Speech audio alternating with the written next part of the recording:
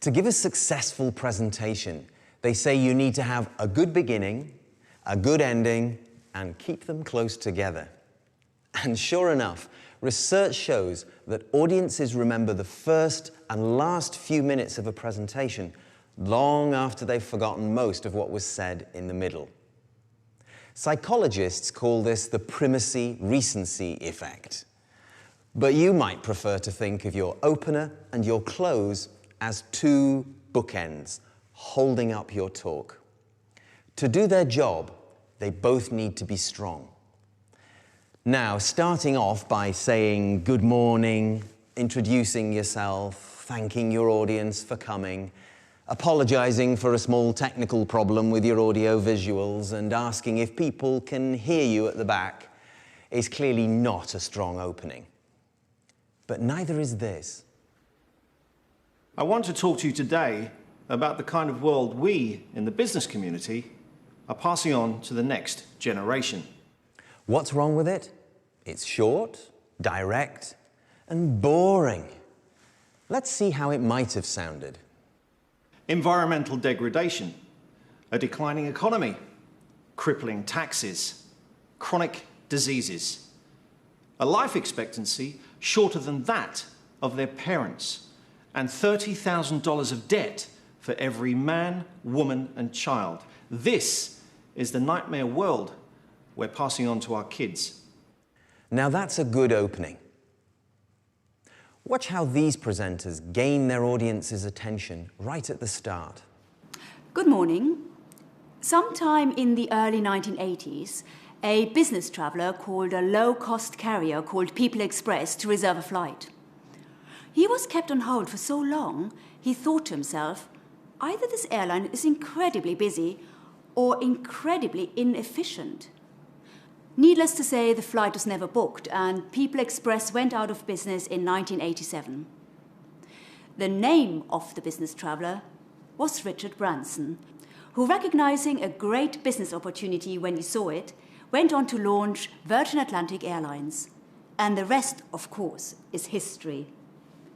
But my question to you is, just how bad does your customer service have to be to turn a potential client into a competitor? There was a great book published a few years back called The Wisdom of Crowds by James Surowiecki. In it, he refers to the popular TV quiz show Who Wants to Be a Millionaire, which I'm sure you've all seen. As you may know, contestants can get help with questions they can't answer by either phoning a friend or asking the audience. And as you might expect, calling an intelligent friend helps. 65% of the time, in fact. But here's the interesting thing. The studio audience isn't selected on the basis of their intelligence. So how often do you think they're able to answer the question correctly? 48%. 25%? 33%? The answer is 91% of the time. Statistically, that's just amazing, and it proves the power of teams. I want to say a few things about winning. Did you know that in all the major golf tournaments of the last 25 years, the margin of victory has been less than 3 strokes? In Formula One motor racing so far this season, the average time difference between first and second place has been just over 7.5 seconds.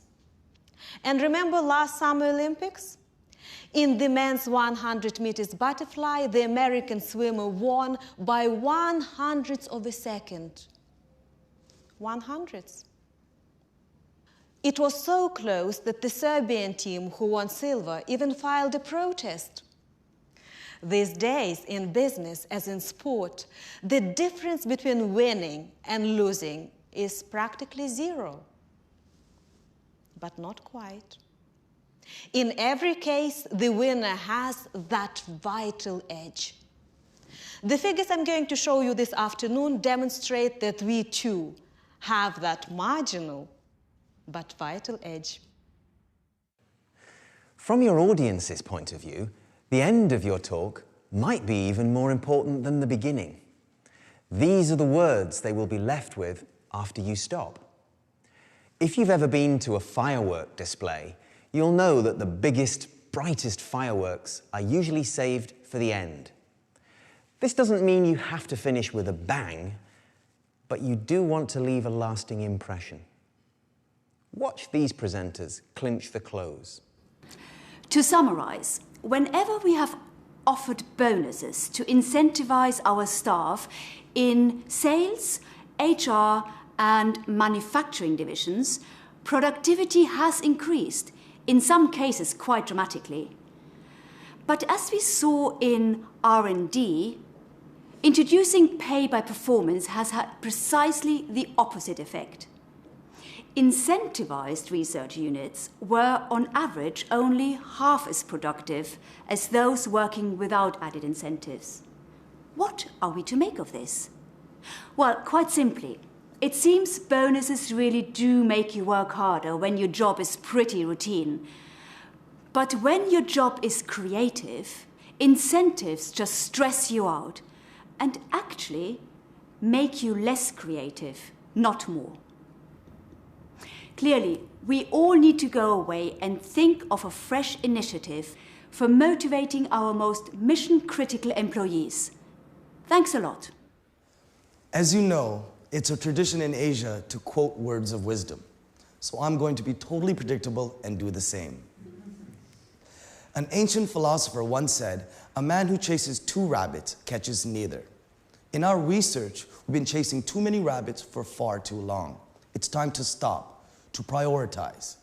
If there's one thing we now need to do, in a word, it's this: focus. Thank you very much. At the preparation stage, a lot of presenters like to create their close first, so they know where they're going, and then work backwards, finishing up with an attention-grabbing opening. But whichever way you plan your talk, make sure you always give priority to the first and last 3 minutes.